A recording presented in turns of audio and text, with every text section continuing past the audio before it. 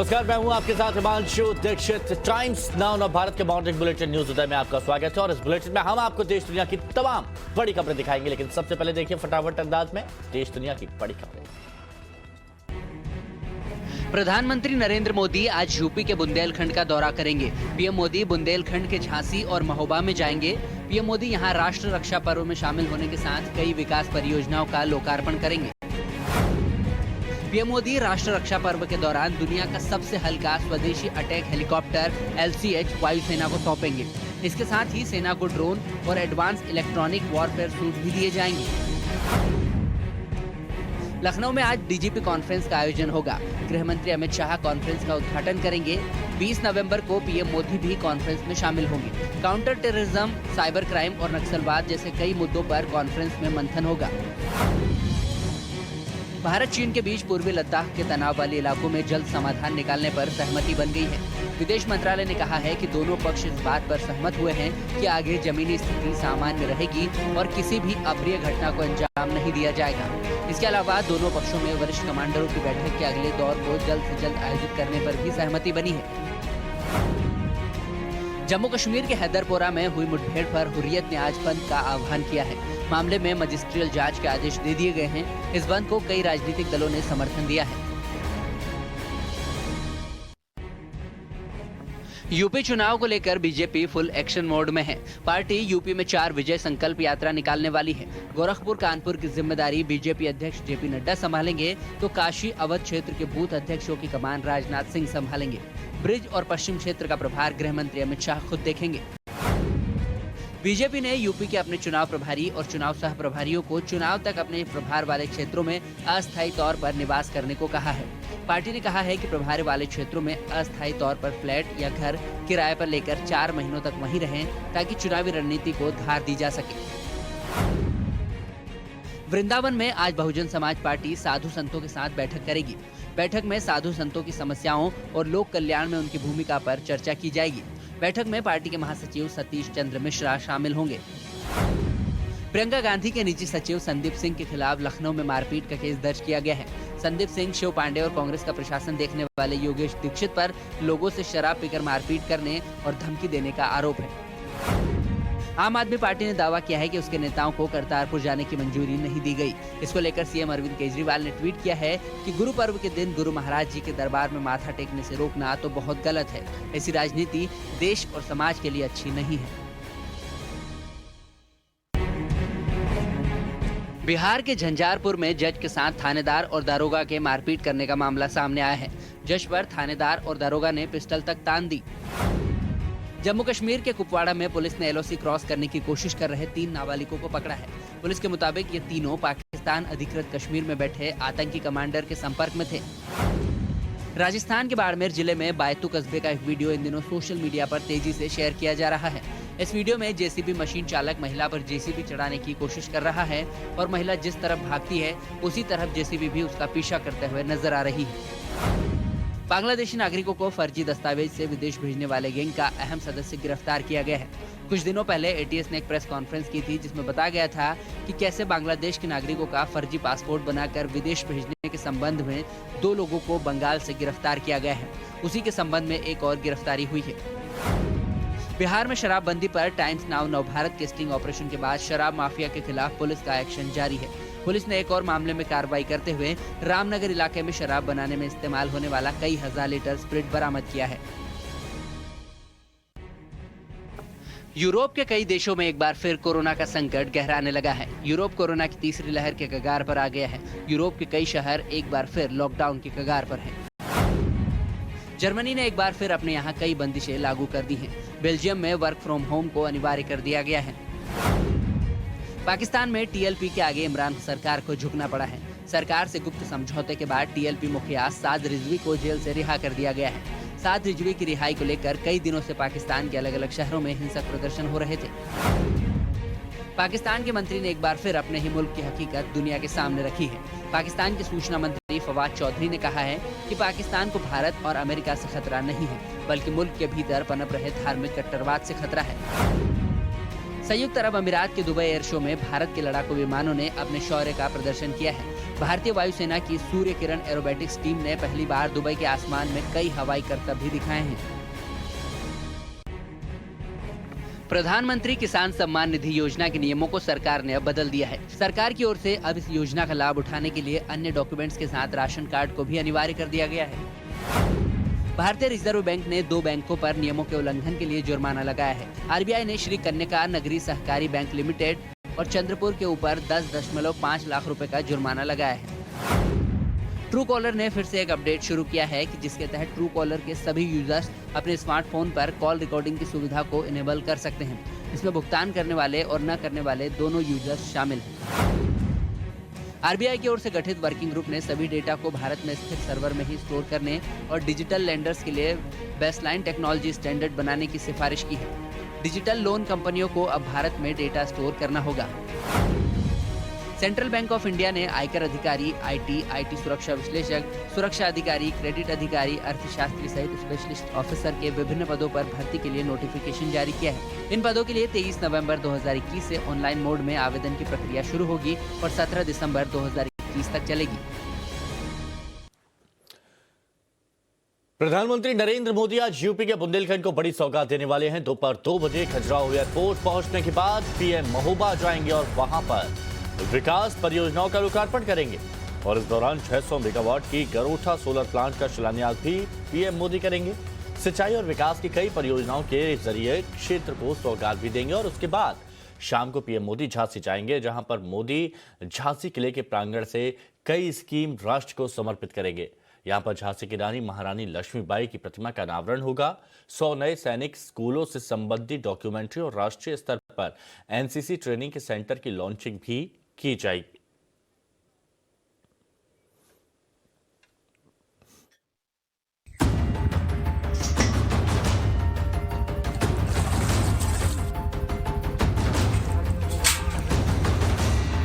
बुंदेलखंड की एक पुरानी कहावत है, न पेट को पानी न खेत को पानी, यानी सूखे बुंदेलखंड में ना तो पीने के लिए पानी है और ना ही खेत के लिए। हर साल गर्मियों में झुलसते खेत और प्यासा बुंदेलखंड सुर्खियों में होता है। यूपी चुनाव से ऐन पहले यहां अर्जुन बांध का लोकार्पण कर बीजेपी ये संदेश देना चाहती है कि उन्होंने प्यासे बुंदेलखंड में सिर्फ इंसानों की प्यास की परवाह नहीं की, बल्कि खेती की भी परवाह की।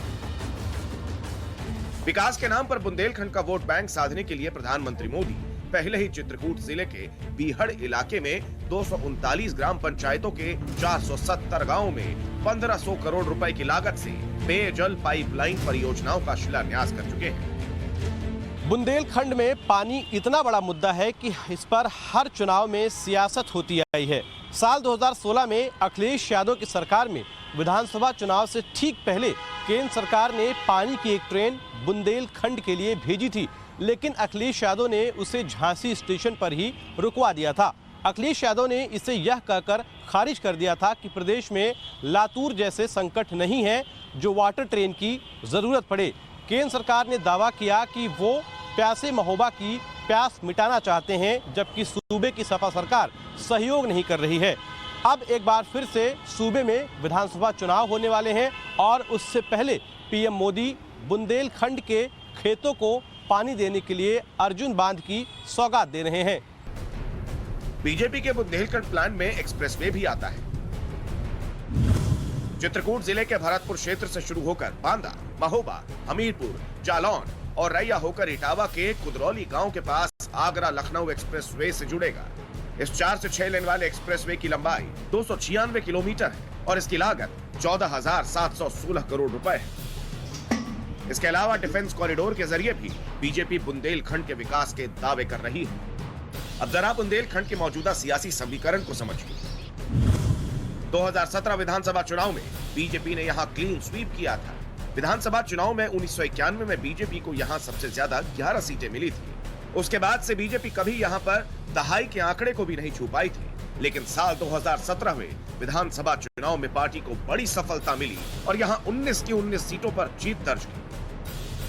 अब बीजेपी अपने नए किले को ढहने नहीं देना चाहती, इसलिए पार्टी ने बुंदेलखंड के वोट बैंक को साधने के लिए एड़ी चोटी का जोर लगा दिया है। ब्यूरो रिपोर्ट, टाइम्स नाउ, नव भारत। वहीं लखनऊ में आज डीजीपी और आईजी लेवल की कॉन्फ्रेंस का आयोजन किया जाएगा। गृह मंत्री अमित शाह इस कॉन्फ्रेंस का उद्घाटन करेंगे और रविवार को पीएम मोदी भी इस कॉन्फ्रेंस में शामिल होंगे। इस कॉन्फ्रेंस में आतंकवाद, माओवाद जैसे विषयों पर चर्चा होगी। पीएम मोदी भी इस कॉन्फ्रेंस में हिस्सा लेंगे। लखनऊ में आज डीजीपी आईजी लेवल की कॉन्फ्रेंस है। गृह मंत्री अमित शाह और प्रधानमंत्री नरेंद्र मोदी इस कॉन्फ्रेंस में शामिल होंगे। मुद्दा बड़ा होगा आतंकवाद और माओवाद जैसे विषयों पर। और एक बड़ी खबर आपको बता दें, उत्तर प्रदेश से बीजेपी यूपी में 4 जगहों पर विजय संकल्प यात्रा की शुरुआत करने जा रही है और बीजेपी की ये यात्रा 4 हिस्सों में होगी। दिल्ली में हुई बैठक में फैसला लिया गया। इसके अलावा बीजेपी यूपी में 6 बूथ क्षेत्र में सम्मेलन भी करेगी। पार्टी अध्यक्ष जेपी नड्डा गोरखपुर और कानपुर जाएंगे। राजनाथ सिंह अवध और काशी जाएंगे। अमित शाह ब्रिज और पश्चिम यूपी जाएंगे और सम्मेलन में हिस्सा लेंगे। तो पूरी तैयारी कर ली है, खाका तैयार हो गया है। समझ गए होंगे आपके किस स्तर की तैयारी बीजेपी लेकर चल रही है मिशन 2022 में सफल होने के लिए। यूपी चुनाव में जीत हासिल करने के लिए बीजेपी ने पूरा जोर लगा दिया है। बीजेपी अब उत्तर प्रदेश में 4 विजय संकल्प यात्रा निकालेगी। गृह मंत्री अमित शाह और रक्षा मंत्री राजनाथ सिंह को अहम जिम्मेदारी सौंपी गई है। पार्टी ने फैसला लिया है कि अब बूथ अध्यक्षों की बैठकों के लिए क्षेत्रवार प्रभारी नियुक्त किए जाएंगे। गोरखपुर और कानपुर क्षेत्र के बूथ अध्यक्षों की बैठकों के लिए राष्ट्रीय अध्यक्ष जेपी नड्डा खुद प्रभार संभालेंगे। काशी और अवध क्षेत्र के बूथ अध्यक्षों की कमान राजनाथ सिंह संभालेंगे। ब्रिज और पश्चिम क्षेत्र का प्रभार गृह मंत्री अमित शाह खुद देखेंगे और क्षेत्रों के बूथ अध्यक्षों की बैठक लेंगे। यूपी बीजेपी के अध्यक्ष स्वतंत्र देव सिंह ने बताया है कि 6 क्षेत्रों में बूथ अध्यक्ष का सम्मेलन होना है। उसमें सभी बूथ अध्यक्ष शामिल होंगे। 4 संकल्प यात्राएं भी निकाली जाएंगी जिसके इंचार्ज बना दिए गए हैं। चुनाव घोषणा पत्र के लिए कमेटी का गठन भी किया गया है। वहीं बीजेपी ने फैसला लिया है कि चुनाव प्रभारी और चुनाव सह प्रभारी चुनाव तक अपने अपने प्रभार वाले क्षेत्रों में अस्थायी तौर पर रहेंगे। नेताओं को किराए पर घर लेने के लिए कहा गया है। धर्मेंद्र प्रधान ने तो लखनऊ में घर किराए पर भी ले लिया है।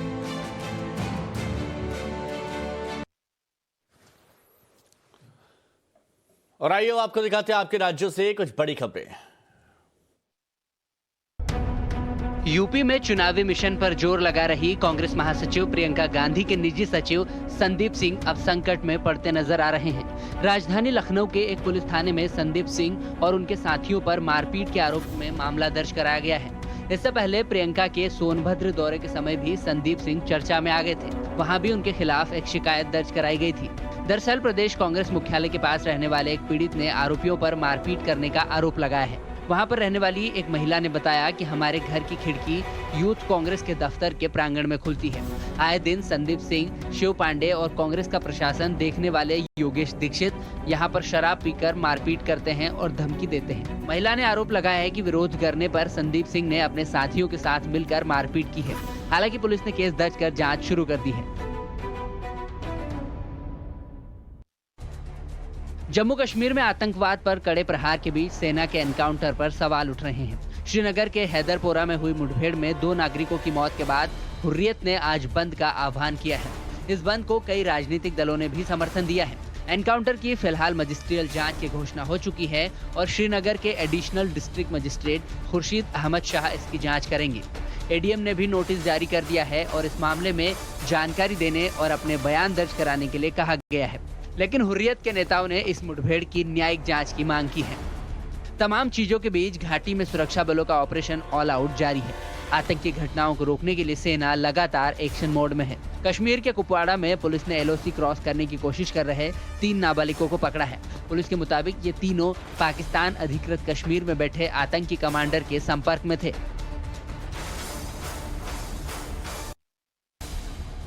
राजस्थान के बाड़मेर में जमीन विवाद के दौरान खौफनाक तस्वीरें सामने आई है। यहां पर महिला को जेसीबी से कुचलने की कोशिश की गई है। साथ ही आपस में भी पुरुष और महिलाओं के बीच जमकर मारपीट हुई है। बाड़मेर जिले में बायतू कस्बे का बताया जा रहा ये वीडियो इन दिनों सोशल मीडिया पर तेजी से शेयर किया जा रहा है। इस वीडियो में जेसीबी मशीन चालक महिला पर जेसीबी चढ़ाने की कोशिश कर रहा है और महिला जिस तरफ भी भागती है उसी तरफ जेसीबी भी उसका पीछा करता हुआ नजर आ रही है। वहीं तस्वीरों में देखिए किस तरह से कुछ लोग आपस में मारपीट कर रहे हैं। महिलाओं के बीच भी डंडे से हमला हुआ है। पुलिस का कहना है कि यह घटना करीब 4 दिन पुरानी है, जो कि रिश्तेदारों के बीच जमीन विवाद को लेकर हुई थी। फिलहाल पुलिस ने इस मामले में केस दर्ज कर लिया है, लेकिन बीजेपी नेता शलभ मणि त्रिपाठी ने कहा है कि इस खौफनाक घटना पर पसरा है चौतरफा सन्नाटा, क्योंकि हर बार की तरह इस बार भी ये राज्य राजस्थान है। क्या किसी मृतक को कोरोना की वैक्सीन लगाई जा सकती है? अगर आप सोच रहे हैं नहीं, तो पहले ये खबर देख लीजिए।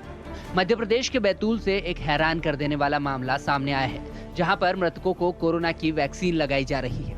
7 महीने पहले एक बुजुर्ग महिला की मौत हो गई थी, लेकिन बैतूल स्वास्थ्य विभाग ने उसे ही वैक्सीन का दूसरा डोज लगा दिया। जब मृतक महिला के परिजनों को दूसरे डोज लगने का मोबाइल पर मैसेज आया, तब इस मामले का खुलासा हुआ।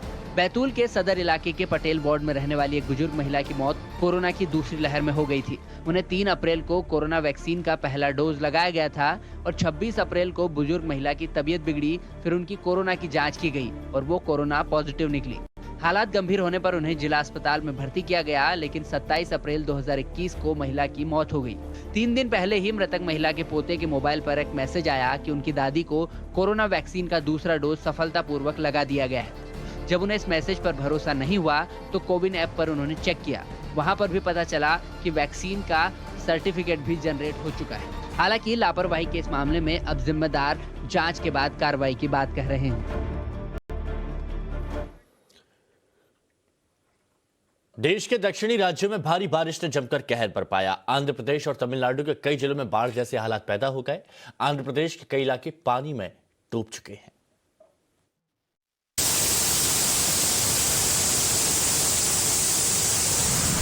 थोड़ा सा रुको।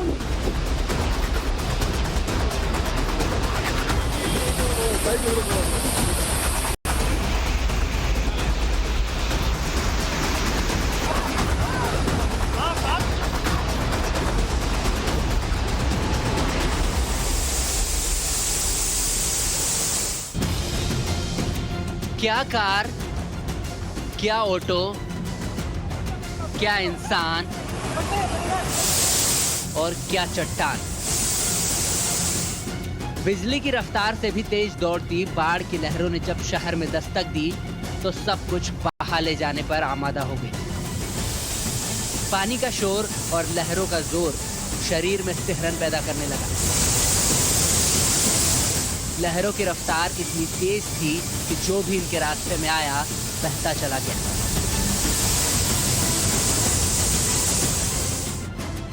आंध्र प्रदेश के कडपा और तिरुपति जिले में भारी बारिश के बाद चारों तरफ सैलाब का मंजर दिखाई दिया। सबसे पहले जरा इन तस्वीरों को गौर से देखिए। शहर में जिन सड़कों पर गाड़ियां दौड़ती थी, वहां सैलाब की लहरों ने कब्जा जमा लिया है। यहाँ लहरों का वेग ऐसा था कि इनके रास्ते में एक लंबी गाड़ी और ऑटो आया तो खिलौने की तरह इनके साथ बहता चला गया। ये देखिए, बाढ़ की लहरें गाड़ी और ऑटो को अपने साथ बहा कर ले गई। जिन लोगों ने अपनी आंखों से इस मंजर को देखा वो सिर्फ चिल्ला कर रहे थे।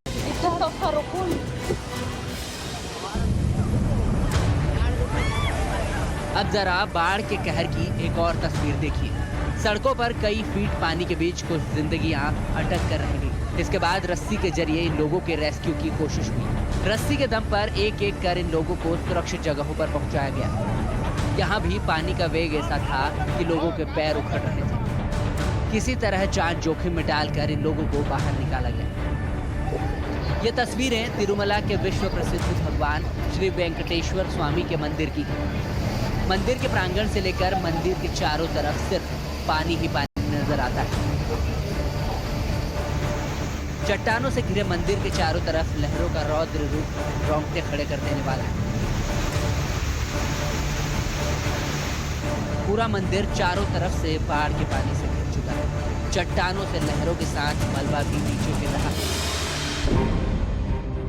शहर में सैलाब का मंजर है तो पहाड़ी इलाकों में भारी बारिश के बाद कई जगहों पर भूस्खलन हुआ है। सैलाब की उफनती लहरों ने सड़कों को काट दिया है और लोग जहां तहां फंस कर रह गए। सड़कें टूट जाने से गाड़ियों की कतारें लगी हुई। पहाड़ों पर बारिश और बाढ़ की शक्ल में जमकर तबाही बरसी। भारी बारिश के बाद इंसान तो इंसान, जानवर भी परेशान हैं। जंगल के इलाकों में पानी भर चुका है और हिरन जैसे जानवर बारिश और बाढ़ से बचने के लिए सड़कों पर आ चुके हैं। बंगाल की खाड़ी में उठे डिप्रेशन की वजह से दक्षिण के आंध्र प्रदेश और तमिलनाडु समेत कई राज्यों में भारी बारिश हो रही है। बारिश के बाद निचले जिलों में बाढ़ जैसे हालात पैदा हो गए। शहरों में सड़कें समंदर में तब्दील हो गई हैं और पहाड़ी इलाकों में भूस्खलन का जानलेवा मंजर है। भारी बारिश ने दक्षिण के राज्यों में जनजीवन को अस्त व्यस्त कर दिया है। Bureau report, times now Bharat. देश में देव दिवाली और गुरु पर्व की धूम है। गुरु पर्व के मौके पर देश भर के गुरुद्वारों को दुल्हन की तरह सजाया गया है। वहीं देव दिवाली के मौके पर आज वाराणसी में 84 घाटों को 1 लाख दियों से रोशन किया जाएगा और इसके साथ ही हरिद्वार और अयोध्या में भी देव दिवाली की रौनक देखने को मिल रही है। 4 अलग अलग तस्वीरें दिल्ली के गुरुद्वारे में देखिए, रौनक वहां भी आपको नजर आएगी। और आप अगर देखेंगे देव दिवाली की जगमग को तो आप हरिद्वार, वाराणसी, अयोध्या कहीं भी जा सकते हैं, आपको वही मनोरम दृश्य की अनुभूति होगी जो आपको कुछ वक्त पहले दिवाली के दिन देखने को मिला था।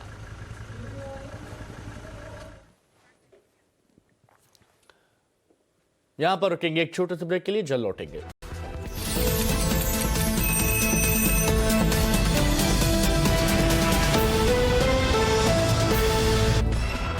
प्रधानमंत्री नरेंद्र मोदी आज यूपी के बुंदेलखंड को बड़ी सौगात देने वाले हैं। दोपहर 2 बजे खजुराहो एयरपोर्ट पहुंचने के बाद पीएम महोबा जाएंगे और वहां पर विकास परियोजनाओं का लोकार्पण करेंगे। इस दौरान 600 मेगावाट की गरोठा सोलर प्लांट का शिलान्यास भी मोदी करेंगे। सिंचाई और विकास की कई परियोजनाओं के जरिए क्षेत्र को सौगात देंगे और उसके बाद शाम को पीएम मोदी झांसी जाएंगे, जहां पर मोदी झांसी किले के प्रांगण से कई स्कीम राष्ट्र को समर्पित करेंगे। यहां पर झांसी की रानी महारानी लक्ष्मीबाई की प्रतिमा का अनावरण होगा। 100 नए सैनिक स्कूलों से संबंधित डॉक्यूमेंट्री और राष्ट्रीय स्तर पर एनसीसी ट्रेनिंग के सेंटर की लॉन्चिंग भी की जाएगी। तो पूरा डिटेल कार्यक्रम हम आपको बता रहे हैं कि प्रधानमंत्री नरेंद्र मोदी का आज कार्यक्रम क्या होने वाला है। और शाम को 4 बजे वो हेलीपैड से प्रस्थान करेंगे। राष्ट्र रक्षा पर्व में शामिल होंगे प्रधानमंत्री नरेंद्र मोदी। विकास परियोजनाओं का लोकार्पण यहाँ पर करेंगे। झांसी को दुल्हन की तरह सजाया गया है और झांसी के किले का दृश्य इस वक्त बेहद खूबसूरत नजर आ रहा है क्योंकि प्रधानमंत्री नरेंद्र मोदी वहां पहुंचने वाले हैं राष्ट्रीय रक्षा पर्व में सम्मिलित होने।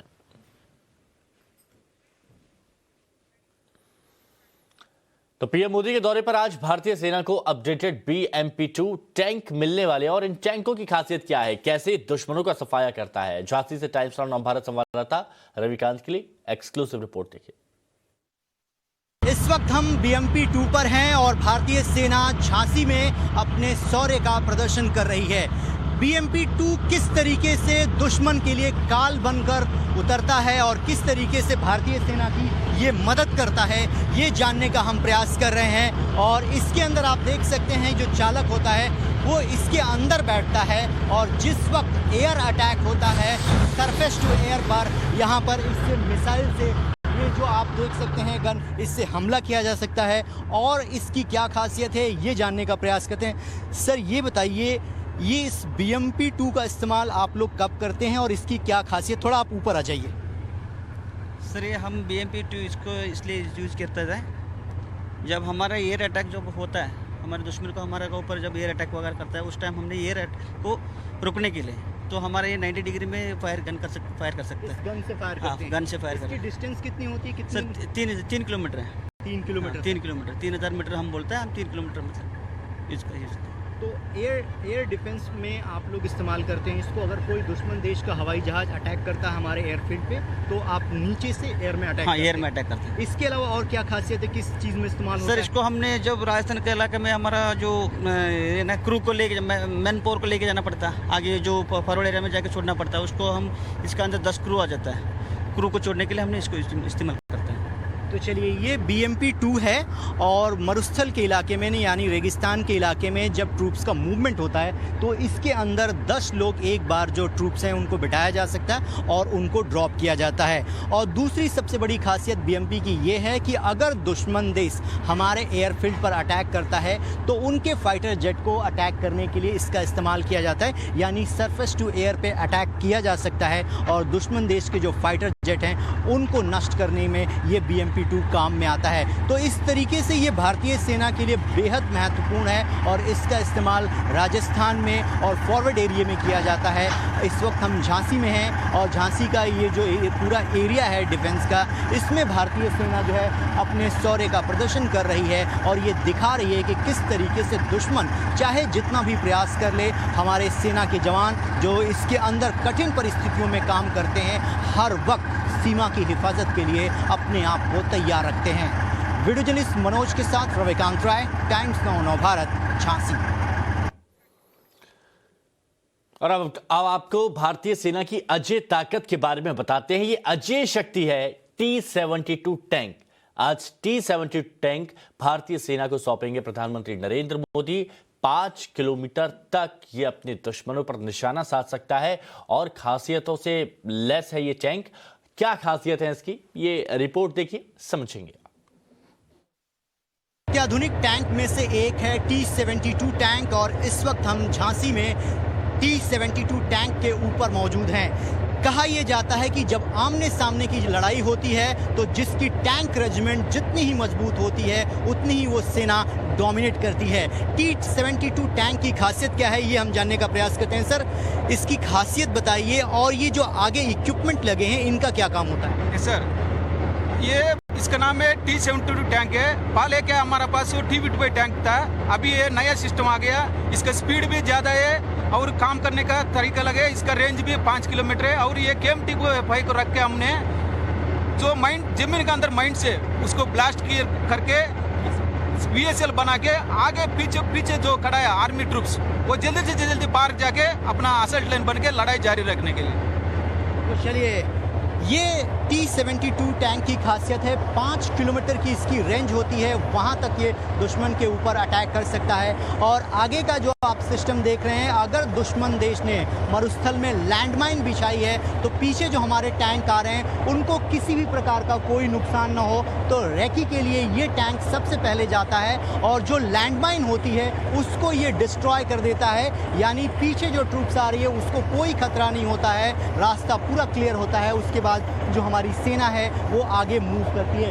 इसके अलावा स्मॉक का भी यहाँ पर प्रावधान दिया गया है, यानी सामने से अचानक बहुत ज़्यादा टुकड़ी आ गई दुश्मन देश की, उसको चकमा देने के लिए इसका इस्तेमाल किया जाता है। इसके अलावा एंटी एयरक्राफ्ट गन भी है, अगर ऊपर से दुश्मन के फाइटर जेट हमला करते हैं तो उसको भी मारने के लिए सुविधा जो है वो T-72 टैंक में दी गई है।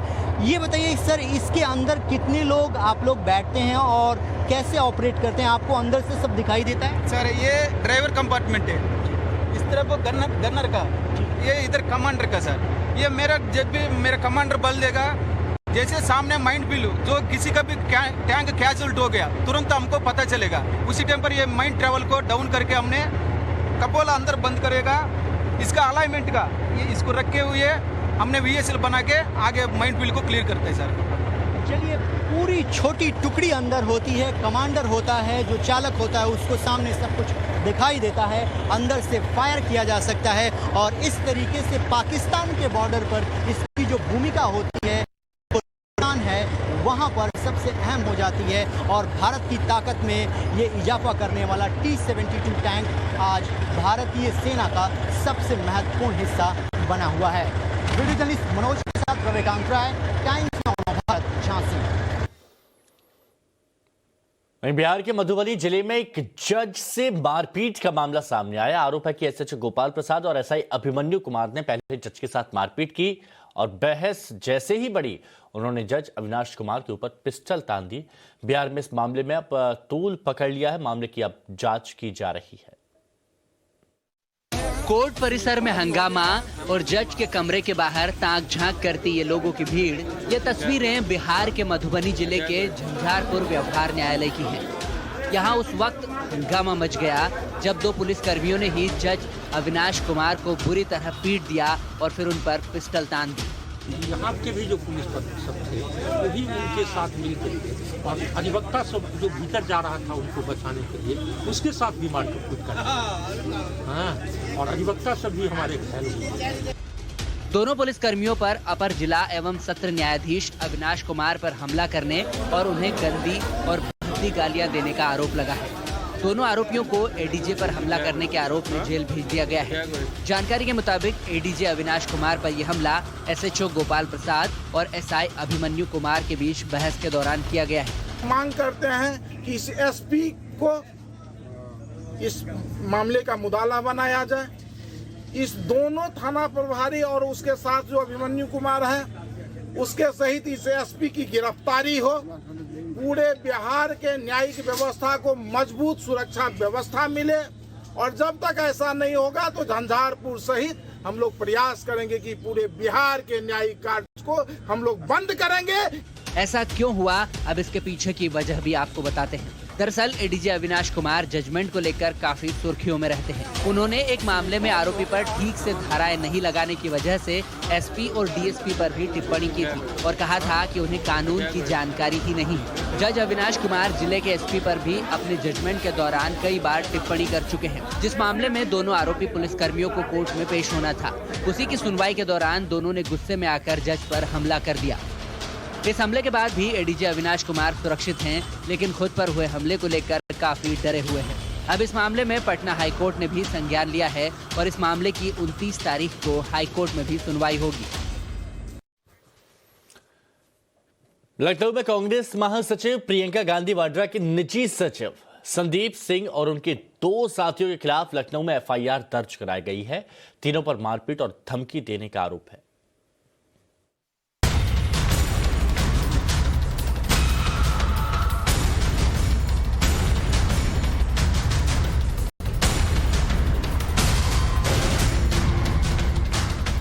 यूपी की राजधानी लखनऊ में कांग्रेस महासचिव और यूपी प्रभारी प्रियंका गांधी के निजी सचिव संदीप सिंह, कांग्रेस कमेटी के नेता शिव पांडे समेत 3 लोगों के खिलाफ मुकदमा दर्ज हो गया है। हुसैनगंज पुलिस ने तीनों पर मारपीट और धमकाने के आरोप में केस दर्ज किया है। बता दें कि प्रियंका गांधी के निजी सचिव संदीप सिंह समेत 3 लोगों पर एफआईआर राज्य संपत्ति विभाग में ड्राइवर पद पर तैनात प्रशांत कुमार सिंह ने दर्ज कराई है।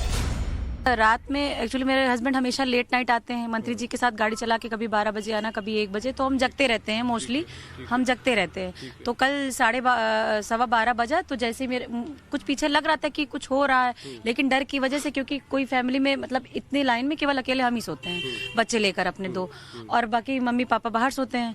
तो हमको लगा, लेकिन डर की वजह से हम बोले नहीं। तो जैसे ही मेरे हस्बैंड आए तो मैंने उनसे बताया कि ऐसा लग रहा है पीछे कोई है। तो उन्होंने कहा अच्छा रुको, तुम रुको, हम देख कर आते हैं। तो ये आए तो उन्होंने देखा कि तीनों लोग यहीं पर खड़े हुए थे और ताक झाक कर रहे। कौन कौन था? संदीप सिंह और शिव पांडे, योगेश दीक्षित। पीड़ित प्रशांत कुमार सिंह पुत्र राणा प्रताप सिंह 7 मॉल एवेन्यू लखनऊ के निवासी हैं। उन्होंने आरोप लगाया है कि कांग्रेस कमेटी के नेता शिव पांडे, योगेश कुमार दीक्षित और संदीप सिंह बीती रात 12 बजे के बाद उनके घर में ताका झाकी कर रहे थे। ऐसा करते हुए देखने पर प्रशांत ने उन लोगों को मना किया। इस पर तीनों ने पीड़ित को मारा और जान से मारने की धमकी दी। जब इनको देखा तो मेरे हस्बैंड गए पास में, यहाँ तक आए, गाड़ी से उतरकर अपनी, और पूछा आप यहाँ क्या कर रहे हैं? तो उन्होंने बोला कि तुमसे क्या मतलब, हम यहाँ कुछ भी कर रहे हैं, हम देखने आए ये। तो मेरे हस्बैंड ने कहा आप मेरे घर की पीछे खड़े हुए हैं 12:30 बजे रात में, और मैं आपसे पूछूंगा नहीं? तो उस इतने पे कहना, उन्होंने कहा जाओ अपना काम करो। तो उन्होंने कहा कि नहीं भैया बताओ तो, हम भी इसी कांग्रेस में रहते हैं। तो इतना कहना था कि यहीं पे उनको मारा। पहले तो थप्पड़ मारे, फिर शायद लाठी वाठी पड़ी थी, क्योंकि पीठ पे काफी चोट लगी थी इनको।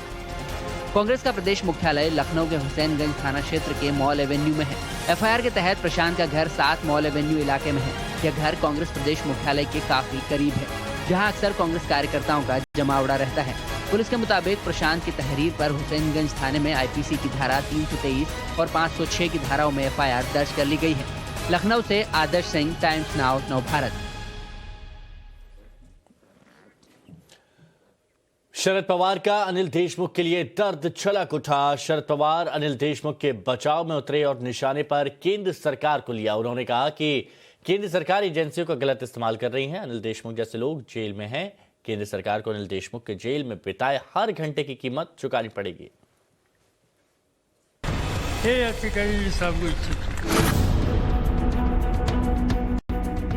एनसीपी चीफ शरद पवार गुस्से में है।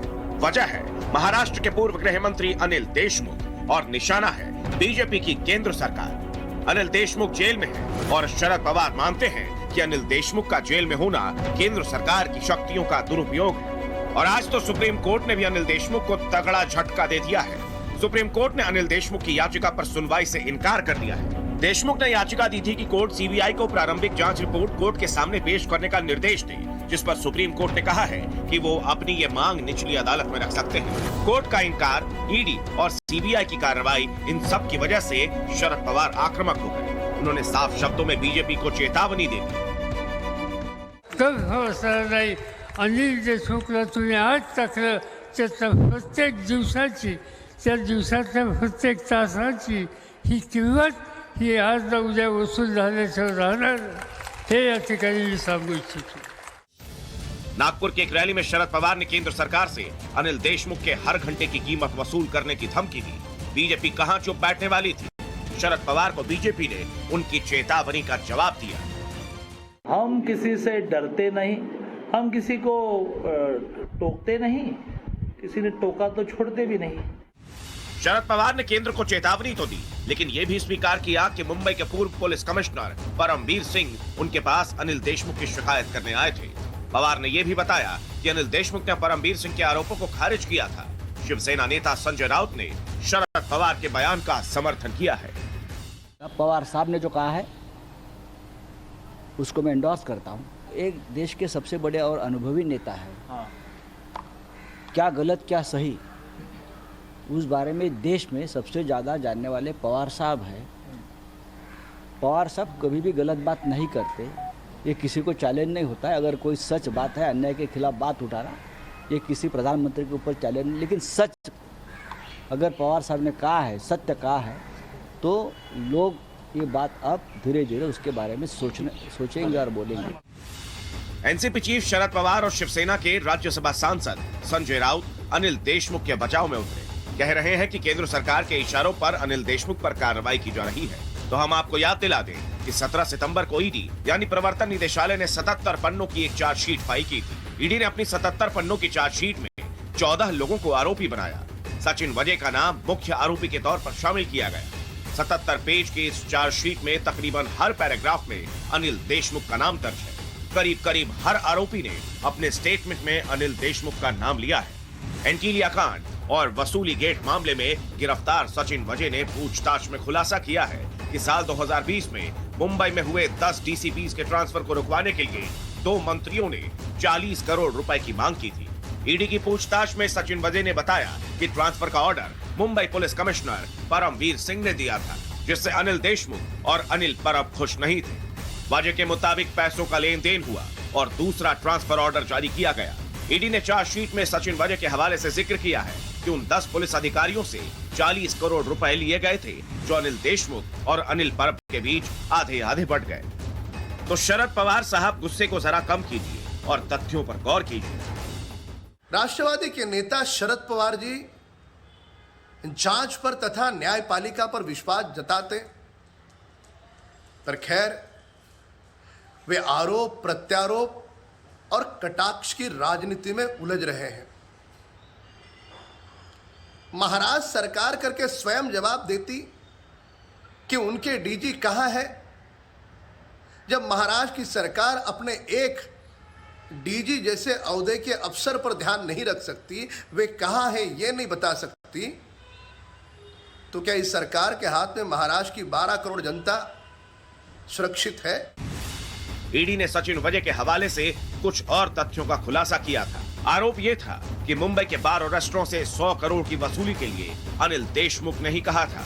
खैर, शरद पवार इन सभी आरोपों को दरकिनार कर केंद्र सरकार पर ही बरस रहे हैं। पाकिस्तान में अल्पसंख्यक हिंदुओं के साथ किस तरह का बर्ताव किया जाता है, ये किसी से छिपी बात नहीं है। जबरन धर्म परिवर्तन कराना, समाज में उपेक्षा करना, बराबरी का संघर्ष से ये सब आम बात है। सही वजह है कि बड़ी संख्या में हिंदू शरणार्थी भारत का रुख करते हैं और इस उम्मीद के साथ हिंदुस्तान में उन्हें कम से कम इंसान तो समझा जाएगा। लेकिन सच्चाई यही है कि सरकार की तमाम कोशिशों के बावजूद हिंदुस्तान में रह रहे शरणार्थियों की हालत बहुत अच्छी नहीं है।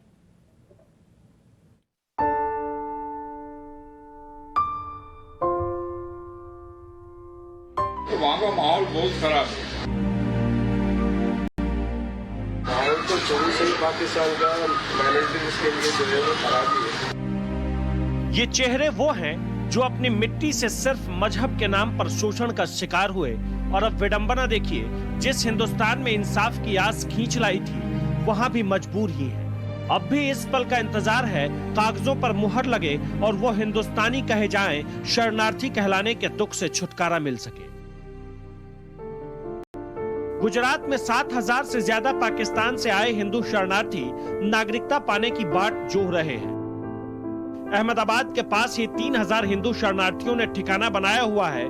भारत में रहने के लिए इन्हें लॉन्ग टर्म वीजा तो मिला हुआ है, लेकिन ठोस कानूनी आधार यानी नागरिकता नहीं दी गई। ये लोग जब अहमदाबाद शहर में आते हैं तो उस समय इनको अहमदाबाद पुलिस ने आकर के एक रेजिडेंस परमिट लेना होता है, और उसके बाद में भारत सरकार के गृह मंत्रालय की सूचनाएं हैं और जो मार्गदर्शक का है वीज़ा से रिलेटेड, उसके अंतर्गत उसके प्रावधानों के तहत यहाँ पर उनको LTV दिया जाता है।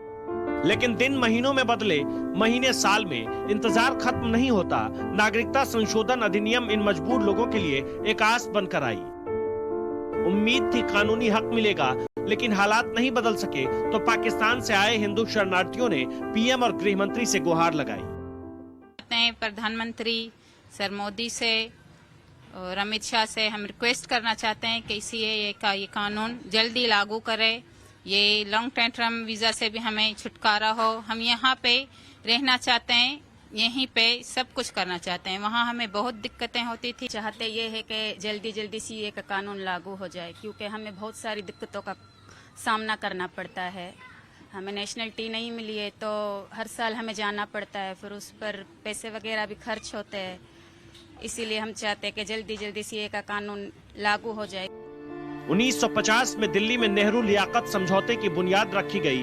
तय किया गया था दोनों मुल्क अपने यहाँ शरणार्थियों को सहूलियत देंगे, लेकिन धर्म की बुनियाद में खड़े पाकिस्तान से उम्मीद ही करना भूल थी। हिंदू शरणार्थी दबाए गए, शोषण किया गया, जुल्म ढाए गए, जबरन धर्म परिवर्तन कराया गया। आज भी ये शरणार्थी उस जुल्म को याद करके सिहर जाते हैं। ये CAA का कानून जो लागू है वो तो बहुत जरूरी है हमारे लिए, और वो हमें मिलना ही चाहिए। इसकी बड़ी दिक्कत है, तो ये दिक्कत सर मोदी जी और अमित शाह सर वो खत्म कर सकते हैं। तो हम हिंदुओं के लिए यही सहूलत उन्हें करना ही होगा। नरेंद्र मोदी जी, अमित शाह जी, इनसे मतलब हमारी जो है बहुत डीपली मतलब रिक्वेस्ट है, गुजारिश है, अगर हमें सिटीजनशिप मिल जाता है तो हम समझे कि हमें जो फिलहाल जिन दिक्कतों का जो हम सामना कर रहे हैं, हम उन दिक्कतों को